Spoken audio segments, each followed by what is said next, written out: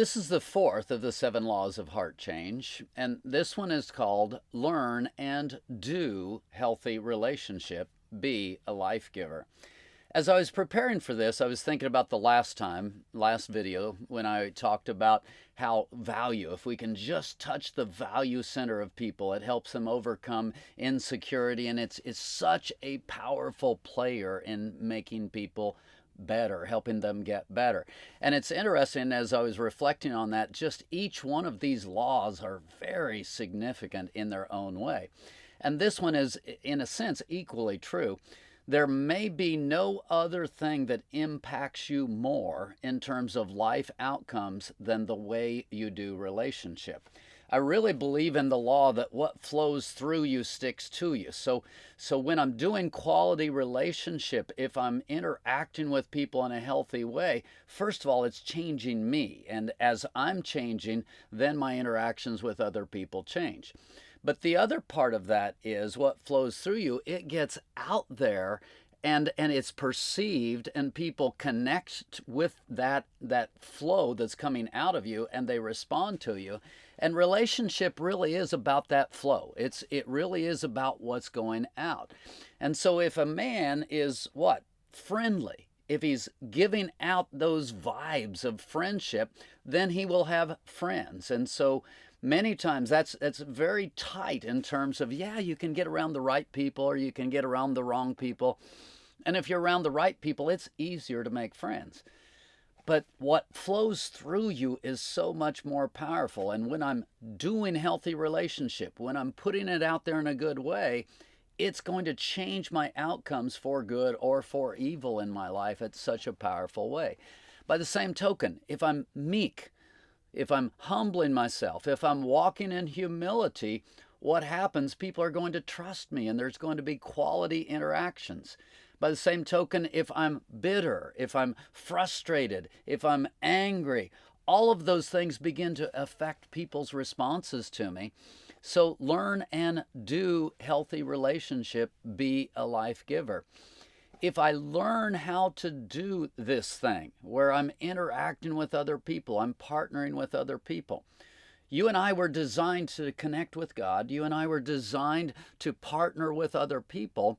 When I'm doing the team thing, again, I talked about this in the last video. When I'm doing the team thing, I begin to feel more of my purpose, and not just more of my purpose. What I said was relationship affects outcomes. When I'm teaming up with people who are good, the outcomes end up being incredibly multiplied in a positive way. If I'm teaming up with people who are bad, I get those outcomes too. Because one of the universal truths here is that we share outcomes. The more I connect with a person, the more I connect with a group of people, the more I'm going to share outcomes with that group. Obviously, marriage is the ultimate in that. When I get into a dating relationship and I marry, I'm marrying just about an entire set of outcomes there. So you can actually live in a way where you're doing amazing stuff, but you can covenant with, partner with, and marry into outcomes that are incredibly bad.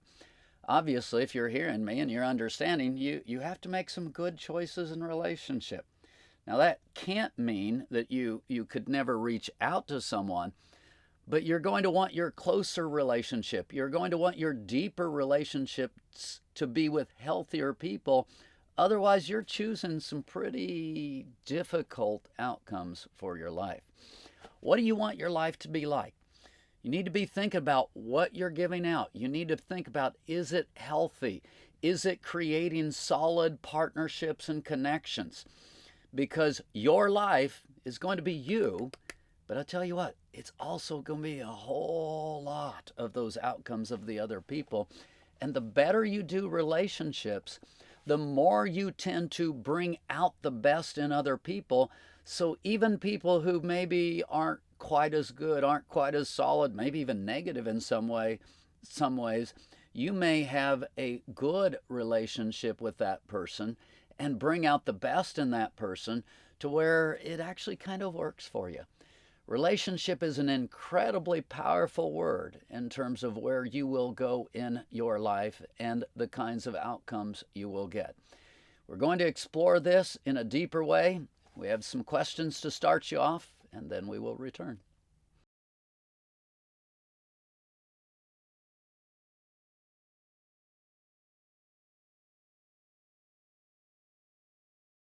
Healthy relationship is about making the kinds of choices to create positive outcomes in your own life and in the lives of others.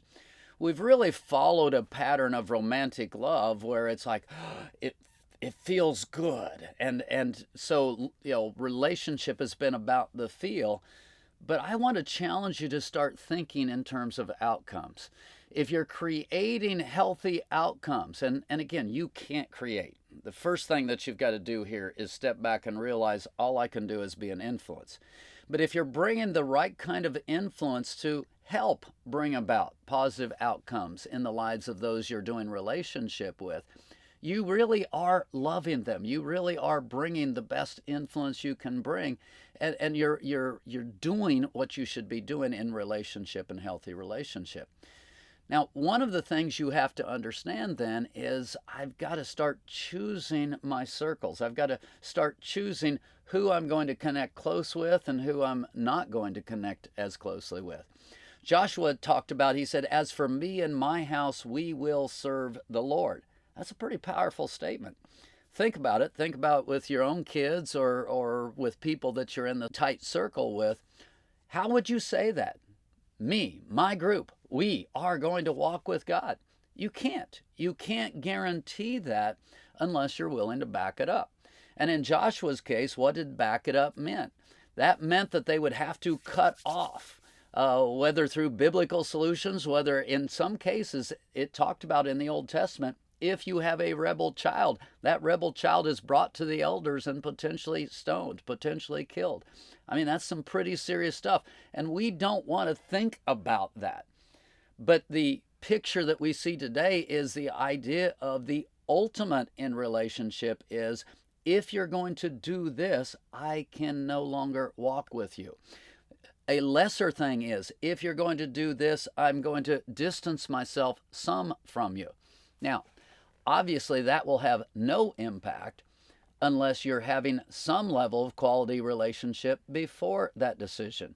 If you're building quality relationship and you're really sowing something positive into that person's life, and you say, I just can't agree with this, I can't connect with this, I'm going to have to pull back in relationship, now it potentially has some influence on that other person. And again, two things. Number one, you've got to be willing to bring the influence you can bring. You've got to be willing to choose who's in my inner circle, because your inner circle is going to bring huge outcomes into your life and your family's lives, and etc. We've got to be willing to do that. And those are hard decisions to make. And frankly, our culture is like totally against that in terms of, well, you're judging and etc. John chapter 7, he says, judge with righteous judgment, John 7:24.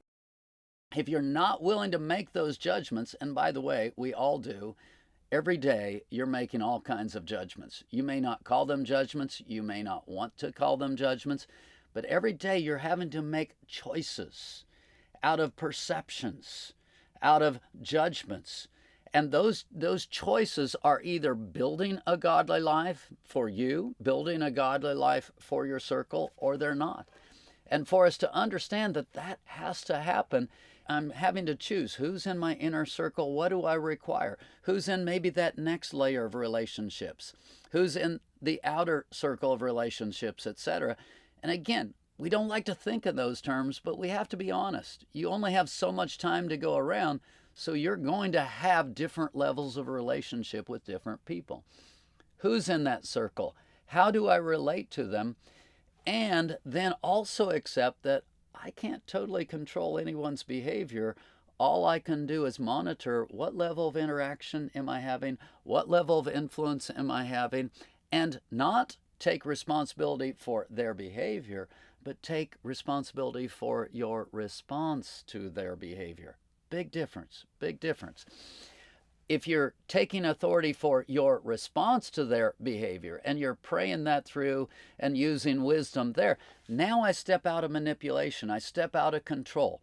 So we're just starting to touch some of the edges of what healthy relationship looks like. I want you to take a moment, examine a few things with the following questions, and then we will continue.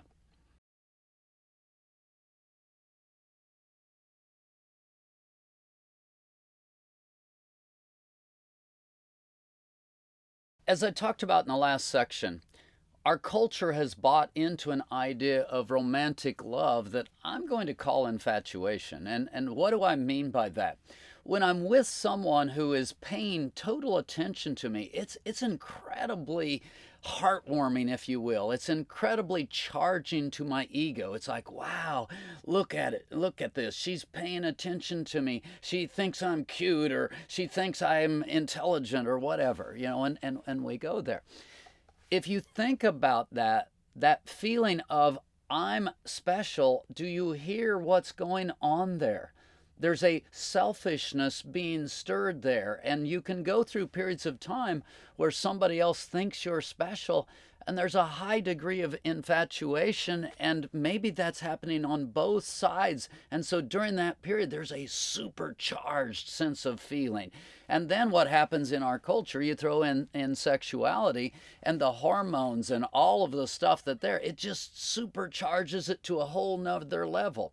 And then those same people will come to me and they'll say, Pastor, would you be willing to marry us? And I say, well, why should I marry you? And invariably they say, well, we're in love.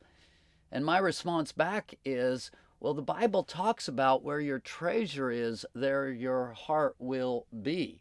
When you invest in that way, if you're spending time with each other, if you're paying attention to each other, if you're spending money on each other, if you're just stirring and stoking that fire, especially if you're getting physically involved with one another, of course you have intense feelings. But you may actually be building those intense feelings in a way that's building the selfishness. And if you're building it in a way that's building the selfishness, it's a matter of time until that thing comes crashing down. See, that's why it's so much better to think about outcomes and begin to say, all right, am I treating this person in a way that's moving them towards godliness? Am I treating this person in a way that's establishing a healthy interaction between the two of us? Am I challenging this person to be a better person? Is this person challenging me to be a better person? And then, of course, the walk with God and all of the other things that go along with that. Now, I mentioned this in the last segment, but I'm going to bring it back again. Some of that means that if I really love someone, I'm actually going to challenge the hard areas. And if you're not willing to challenge those difficult areas where unhealthiness exists, I'm going to ask you a simple question. Do you really love that person? We don't like to think in that way, but when you shift from this romantic idea of infatuation that stirs feelings, which actually will become a tyrant, to the idea of positive outcomes, that's a huge shift that will start you on the road towards healthy relationship. And so then I really do have to step back and I start considering, all right, what level of relationship can and should I have with this person? Do I need to step back? Do I need to cut off certain relationships? And obviously the Bible talks about evangelism. It talks about reaching out to people who are in need. And so there is a kind of relationship that you can have with unhealthy people and should have with unhealthy people. But if that relationship takes you down in the process and it actually pulls both people down, what has actually been gained? And so when I'm looking at relationships, I've got to step back and think about outcomes. Is this a relationship that's benefiting me? And yeah, that can be selfish, but is it causing me to grow? Is this a relationship that's benefiting the other person? Yes. Is it causing them to grow? When the outcomes of that relationship are generally positive, you feel like you're on the right track. Obviously, you need to throw in the other factor. You need to pray. You see, when that couple comes to me and they say, we're in love, here's what I would have liked to have happened. you probably should pray before you invest. Because when you invest at a high level, the feelings are stirred up at a high level. When the feelings are stirred up at a high level, then if you find out the relationship is toxic, it's just pretty difficult to slow it down and go, but I'm in love. How do I stop now? Right. See, where your treasure is, there your heart will be also. You might want to pray before you invest at a high level, because once you invest at a high level, the feelings will be at a high level, and now there's a whole lot of damage if I try to pull that thing back. Again, these are points that are clear Word of God points that if you start following them, you can have quality relationships. You can limit the damage that's going on, and this thing starts to work at a much better level. Take a moment, look at the following questions, and we will be back.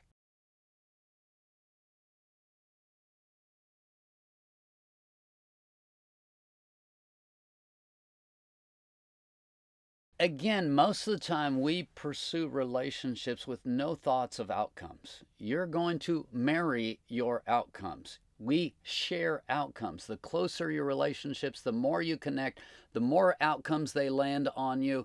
You've got to think about this area. I can remember one time that I had a young couple that came and they were interested in the program, and of course they were interested in the program on the basis that they got to continue to do what they wanted to do. And as I was sitting down and I was talking with them, the young man didn't have a job, was hooked on drugs, had no car, had no finances built up, and so basically what he had been doing was asking this woman to follow him from house to house, on couch to couch, homeless place to homeless place. That was their life. And I looked at this man and I said, do you really love her? Oh, absolutely, I love her. My feelings are so strong for her, and she loves me. Her feelings are so strong for me. And I stepped back and I said, okay, if you really love her, is it right for you to offer no home, no transportation, no money, literally not knowing where your next meal is coming from, and really no plan for anything to get better? Is that really love? Needless to say, that young man did not respond well to me. It's a valid question. You've got to start thinking about outcomes. If you really want to do healthy relationship and you really want to do love, you've got to start figuring out outcomes. Now, in this area of outcomes, probably the most powerful word is the word character. People will respond according to their character and nature. So especially if I'm going to marry someone, if I'm going to marry someone that's incredibly selfish, guess what kind of outcomes I'm going to get? If I'm going to marry someone that's incredibly greedy, guess what kind of outcomes that I'm going to get? And it's not just marriage, it's business partnerships, it's everything. So you have to start thinking about character. Now, many times there are people who are coaches, or a lot of times women will respond this way to men. They feel like they can fix the man. And so they marry with the idea of, I'm going to be able to bring about this change. One of the things that I believe in, heart change comes through heart choice. So maybe you will be able to do that, but there's no amount of influence you can exert that is going to guarantee how another person will respond. And so the best predictor you have of a relationship is current character.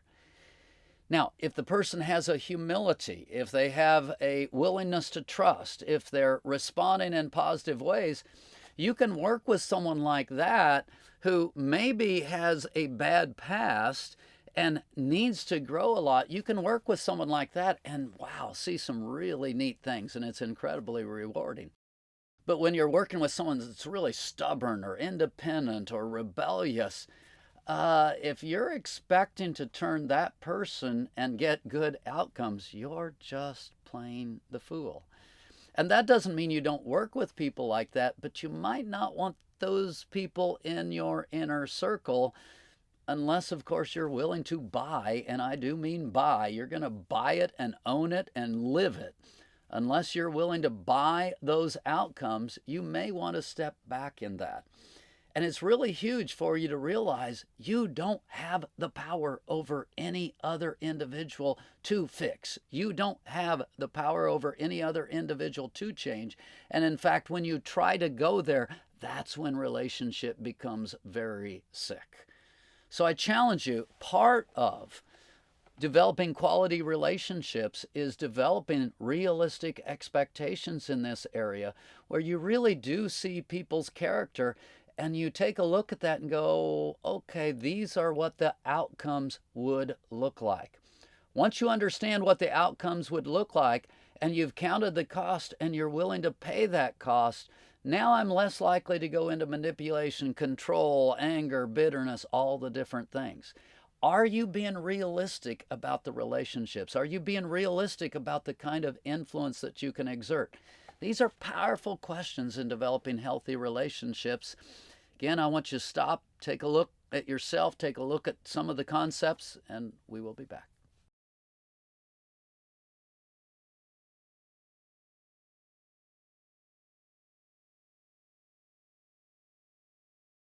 Some of you may be uncomfortable with the way that I'm characterizing relationships and inner circle and some of that sort of stuff. So I want to refer you back to Jesus for a little bit. Most people who read the scriptures can clearly say that Jesus had an inner circle. He had the inner three. He also had the 12. He also had the 70, and then he also had the multitude. And so there were different groups of people that he worked at with different levels. He did call the 12 apart to be with him. I love that language. It comes out of Mark, to be with him and to relationship with him, because he knew that if he touched their heart and if he changed their character, it would be incredibly powerful in terms of changing their lives and changing literally the outcome of the entire world. So Jesus had this idea of an inner circle. He had the idea of the 12, and it has to be, because to have an inner circle, you have to have time. You have to have plenty of hours to discuss and to interact. You do not have the kind of time to have an inner circle of 25. It's just, that would be all you did. You can't do it. And so one of the most powerful choices that you have is a choice of an inner circle. Who's going to be in that inner circle? And part of who needs to be in that inner circle are people who will challenge you. They will challenge you to grow. And maybe you can bring someone into that inner circle. If you've got an area, let's go back to the last law where obey God in the one thing. You may know that you have an area that needs to be challenged, an area that you need to grow. So, man, I specifically choose to bring someone into my inner circle that's going to challenge me in that area.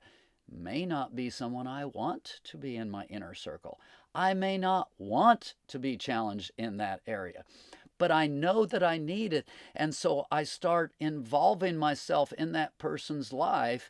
And remember, where you invest, where your treasure is, there your heart will be also. I specifically choose to bring someone into my inner circle to challenge me to grow and to grow through my one thing. See, we need to make choices like that in terms of outcomes. We need to make choices in terms of growth. Now, obviously, inner circle, you need people in your inner circle who just click.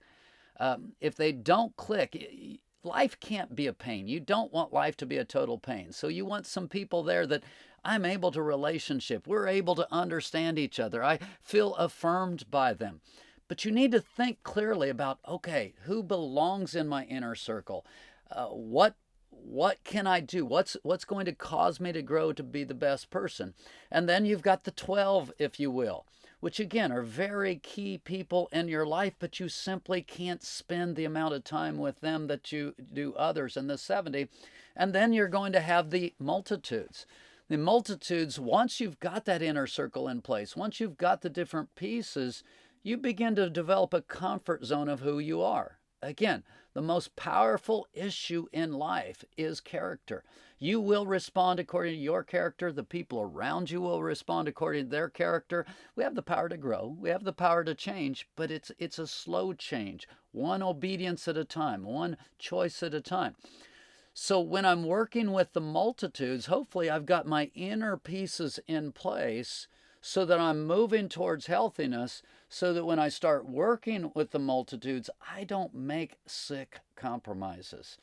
If I'm making sick compromise with the multitude, I need to pull back for a little while and get that training and get more solid. Abraham, basically, that's what I believe God did with him. He said, get out of your country, get away from your family. And God pulled him out, and he interacted with him in a way that he was able to, our language, he was able to work on his heart and to get heart change and build him up as a man of God. Sometimes you kind of have to push the multitude away. You have to push those that are bringing damaging outcomes in your life away for that period of time where you get built up. Do you want better outcomes? Do you want a better life? Do you really want to grow? You need to pay attention to those outcomes. You need to pay attention to your circles of relationship, because that's incredibly powerful. And again, people don't like what I'm saying, but it's incredibly powerful. And hopefully you'll step back and take a look at your life and how you're ordering your life in this area of relationship. We've got some questions that highlight that, and then we'll be back.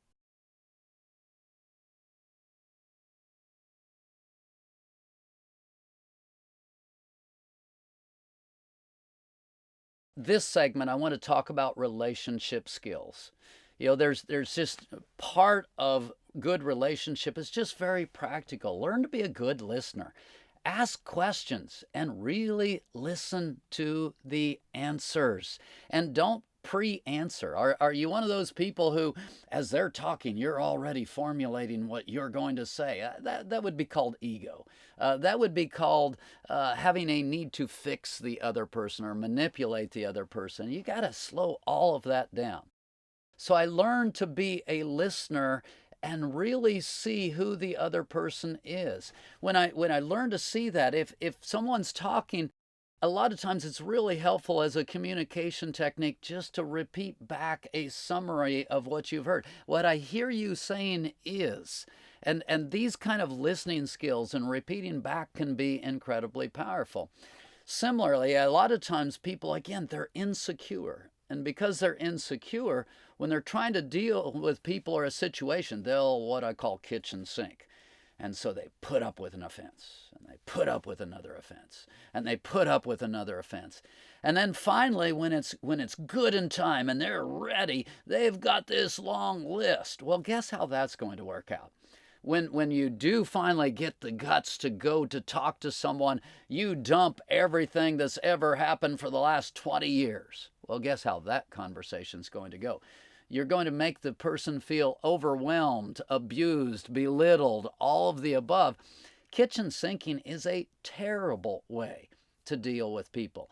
What I tell people, if you've allowed stuff to accumulate, you need to go before God and you need to ask forgiveness for having allowed that kind of bitterness and frustration and anger to accumulate. Because if something is there, you either need to get it handed off to God, or you need to go to the person, confront the person, talk with them one-on-one. Don't escalate it to a high level. Walk it through in those kinds of means.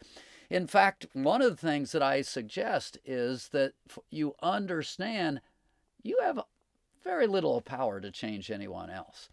And so one of the techniques that I use, especially working with addicts and people that are unhealthy, I call it put it in play. There are times when I don't have the evidence to where I absolutely know what's going on. And so instead of kitchen sinking, where I just wait and start developing this repertoire of stuff where I'm really going to be ready when I go, really healthy technique is just to go and put it in play and say, I heard you say this, or I saw this behavior, and you state what you know, not overstate it, not make a big deal of it, but you state what you know the way you know it, and then you give them a chance to respond. Sometimes when that person responds, it really is highly credible, and you're like, oh, wow, I did not understand at all. And now what's happened, you've really gained a friend, and it's become a quality relationship. Sometimes when you go and you put something in play, what they say just makes them look kind of foolish. It's kind of like, I'm even more convinced now that what I thought was right is right. But again, you don't have the evidence. If you don't have the evidence and you've put it in play, you can step back, take a deep breath in that situation, and just let it be. If you're not overbearing in that, I've found it's amazing how often later on those people will come back to you. They'll talk to you. They'll like the fact that you weren't ugly in that situation. Or, here's the other thing, even whether you talk to them, whether you don't, people respond out of character. So guess what? If you are right about your accusation and what you were thinking and what was frustrating you, if you're right and you step back, the person is likely to do it again. And again, the sin nature is what? We don't just sin, we sin to a greater degree. And when they do it again, and maybe 2 or 3 times, somewhere in there, they will get caught what I call red-handed, and you'll be able to see that thing. Now I can come back to that person. This time I have facts. So I have the time where I put it in play, and I have the facts. Look at what's happening in this kind of relationship. I'm not trying to leverage. I'm not overplaying my influence. I'm simply dealing with people straight up and down. Isn't that the way you would want to be dealt with? When you learn these kind of communication skills and you don't try to believe you have more influence or should have more influence than you have, but you simply interact as one human being to another, it's incredibly powerful relationship skills. Now, along with put it in play and acting along with what you know, another principle here is just time. Time is huge. A lot of times, if you'll just slow the process down, it really makes things better. And again, a lot of times in relationships, one of the most destructive things is either escalation. Back to the kitchen sinking. I wait and I accumulate and when I'm good and ready, I just escalate that, or escape. See, most people tend to do one or the other, and they're either doing that kitchen sinking, building up and blowing up and letting people have it, or they're totally avoiding. What's a better alternative is just reasonable, healthy time where maybe I have put it in play and then I step back and I give it some time and I wait and I allow that to flow through to a better place, and then at the appropriate time I come back and deal with that situation. Time is amazing. Don't go into escalation where I bring this to a high level when I shouldn't. Don't go into escape where I just totally ignore things. If there's one principle that I have that I come back to, people believe they should have more influence than they do have. So think about this area. Think about developing relationship skills. It's one of the most powerful things you can do to change your life, because relationship is the powerful indicator of your life outcomes. Are you developing healthy relationships? Check out the questions. We'll continue right after this.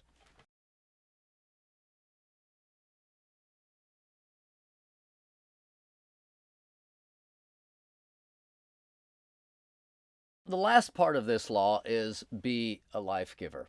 I want you to think about something. If you're taking in a lot more than you're giving out, and it's healthy, and it can be healthy, you're a child. There is a time when you're a child. There's a time when you're new in Christ. There's a time, obviously, when you're little and you're growing up, that your job is to receive. Your job is to drink in. In addiction recovery, so many people are struggling with their worth. They're struggling with their value. And the best thing they can do is just slow down, stop, receive, let people pour into you. There's a time when that is what should be happening, and it's preparing you for what I would call the adult stage. The adult stage, now I've done my receiving, and you're never done receiving. You continue to be a child, okay? You continue to have quality relationships where you're drinking in. But I've grown more into the adult stage where I'm giving more and I'm receiving a little bit less. So I'm starting there. What happens during that adult stage? I'm going to just start with the word perspective. And I've mentioned this before, but adults understand perspective. We brought this up last time, again, in Obey God in the One Thing. Adults need to be able to understand this is what's important, this is what's not important. Adults also need to be able to stand during times of crisis. There's going to be wars. Uh, Addicts during holiday seasons. It's just a hard time. There's all kinds of triggers going on. There's disappointments going on. All of this stuff is going on. Addicts need an adult and a spiritual adult in their life that when everything's going crazy, I can come back to this person and I'll get peace, I'll get joy, I'll get a calm response, I'll get good perspective. See, if there's no adults in the room, then where are we going to go? What kinds of outcomes are we going to get? And so be a life giver. You've got to start evaluating your life and certainly the lives of the people around you. If you're still in the child stage, I want people who are life givers in my life so I can genuinely make my mistakes and still drink in and receive and fail forward. I talk about that. Sometimes when you fail, if it causes you to humble yourself and connect with godly people and God in the right way, it's a powerful step for you to move forward. So I want to be in a place where there are life givers sowing into my life, and I want to start figuring out, how can I be a life giver? I ascribe to what I call the second and third grade concept. People aren't in our program for very long before I start saying, you know what, there's somebody in the program newer than you. Many times the best person for someone to learn from is someone close to their age. A lot of times when you have a family and there's multiple kids, that baby is learning things and they're learning things quickly. I see that with my grandchildren. I see the older siblings have trained the younger sibling, and it's like, wow, they're learning so much faster in ways. And so a lot of times that third grader can do something for the second grader that the adult really can't do. It's like they're on the same ground and common language. So even people who are incredibly new in Christ, many times if they'll look around, there's somebody they can begin to sow into and give life to. It's really important for you to understand that I need to be a life giver. Otherwise, everything kind of becomes selfish. When I'm back to the outcomes, and I've been talking about outcomes a lot, you can examine your life in terms of everything's, well, I want good outcomes, so I'm going to do this or do that. No. Somewhere along the line, you've got to be willing to lay down your life for others. Because until that kind of heartbeat is flowing through you, you're not genuinely loving at the way that you should love. So I've got to start looking around, and I actually need people in my life that I'm able to be a life giver to. I don't care where you are. Now, obviously, if you're really in that child stage, you've been beat up, you're in a bad place, you need to be receiving, you don't worry about that life giver piece just right at that moment. But you can't wait too long. I tell you, that entitlement, the selfishness, the I'm going to drink it in settles in a whole lot quicker than we ever want it to. So I really challenge people almost from day one to start thinking about, where can I give back? Who can I give to? When you start thinking about being a life giver, it's an incredible change towards living a healthy life.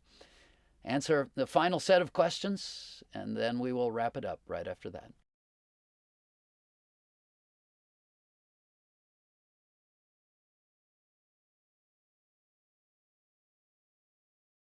Relationship is incredibly powerful in terms of the outcomes of your life. Learning and doing healthy relationship, being a life giver, goes a long ways towards turning your life around. Now, if you've been one of those people that have had a lot of dysfunction in your life, it's not going to happen quickly. You've made bad choices, you've got bad stuff going on around you. All you can do initially is just get it started in a right direction. Now, what I've found is just those first steps, getting it started in the right direction, feeling joy when you haven't felt it before, that's incredibly powerful, and you begin to feel the peace of God. And then you add in another thing. A lot of times, again, you can't undo the past. And so sometimes you've had a bad marriage and there's been abuse, or you end up with a divorce and broken families and etc. How do I deal with that? And the answer is, you just kind of have to do it the best way that you have, in the way you can. There's this thing called the law of sowing and reaping. If you plant wheat in the fall, you're going to reap a harvest next summer. So believe it or not, you can't just go back with this divine eraser and suddenly erase all of these bad choices of the past. You can be doing life perfectly right now, exactly what God wants, and you're still getting bad outcomes from the past. You got to be able to take a deep breath. Now, what's really powerful here, if I'm in a situation where I've got bad relationships and they're dumping on me, and I'm able to turn to God. I haven't talked about that much. I've talked mostly about relationship of people to people in this one. But I'm able to turn to God and I'm able to drink in His peace. That grace of God comes and it touches me and restores me. And then I come back to this person where there's a bad relationship and I'm able to treat them at so much higher level. I'm able to be a life giver. Most of the time, that actually turns out well. It's kind of like, wow, where did you come from? What's happening in your life? You get a chance to be a witness. Occasionally, what happens is people will hate you for it. And so don't be shocked by that. There's times when instead of seeing your growth, they're actually convicted by it. They're challenged by it. And so they'll come at you all the more and try to tear you down and take you back to the way they were. It's amazing how people are comfortable with the old way, and so they'll try to drag you into it. But if I humble myself, and if I'm reaching out to God and I'm drawing in strength, I'm moving in the right direction and I'm learning relationship, I'm growing in relationship, I'm becoming a life giver. That's so incredible. In John chapter 10, he talks about, Jesus says, "But I have come that you may have life and have it more abundant." Certainly part of that is the God relationship. You can't take that away. It's the grace of God. It's the peace. It's the joy. It's the stuff that we get directly from God. But I'm telling you, you will not experience the fullness of what God wants in your life until you start knitting some of these quality relationships together. And you're giving and you're receiving from God in a way that's like, wow, this thing's starting to really work. That's the will of God for your life. The will of God for your life is an abundant life. I challenge you, get a hold of this. Start learning how to do healthy relationship. Learn how to be a life giver. And as you develop these, I tell you what, life becomes fun. It becomes challenging. It is an abundant life. Don't stop until you're walking in that kind of a place.